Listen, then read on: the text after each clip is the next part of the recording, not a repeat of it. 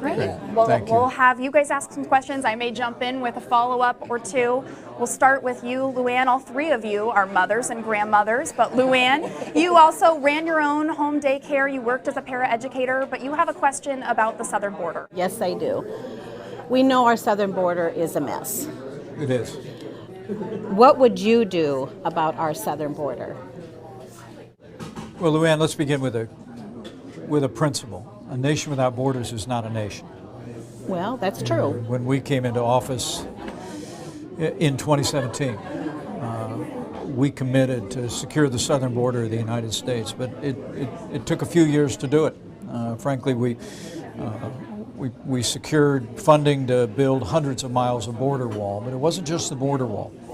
I actually was involved in negotiations with the leadership in Mexico for what became the Remain in Mexico policy, because part of what we saw happening at the border was that people were largely being transported to the border by the cartels, which are now transporting millions of people to the southern border. I think it's the largest example of human trafficking in history.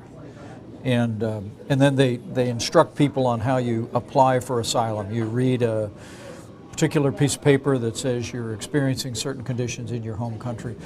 Under the old system that we inherited, a person would apply for asylum in the United States. They'd be given a hearing in maybe a year and a half. And then almost invariably 98% of the people would never show up for their hearing. They would disappear into the United States. And so it was not just illegal immigration, people jumping the border, but also asylum abuse that facilitated the border crisis. We ended that with the Remain in Mexico policy. When the pandemic struck, we implemented Title 42 that allowed us to remove people out of the country immediately that were apprehended at the border. The combination of those things reduced illegal immigration and asylum abuse by 90%. And it will again. But that really is just the beginning from my perspective. I mean, if I'm President of the United States, we'll put back into effect all the things that President Joe Biden has undone. I mean, he set aside Remain in Mexico, Title 42. He stopped construction on the wall on day one. We'll put all that back into effect.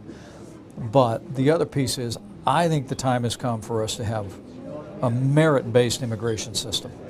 And if I'm President of the United States, I'm going to take my experience not only in the White House, but also as a leader in the Congress and as a governor, and I'm going to see if we can come together, not with amnesty, but creating a system for people in the future to apply legally to come into the country. But it'll all be grounded in what are the needs here in Iowa? What are the needs back in Indiana where I live? What are the needs across the country? And then allowing people to come into the country who meet the needs of the United States, rather than the system that we have today that's deeply broken and largely based on family associations and doesn't really focus on the needs of the country. So border security, and then ultimately reforming the immigration system in a way that puts the interest of the American people, the interest of our economy first.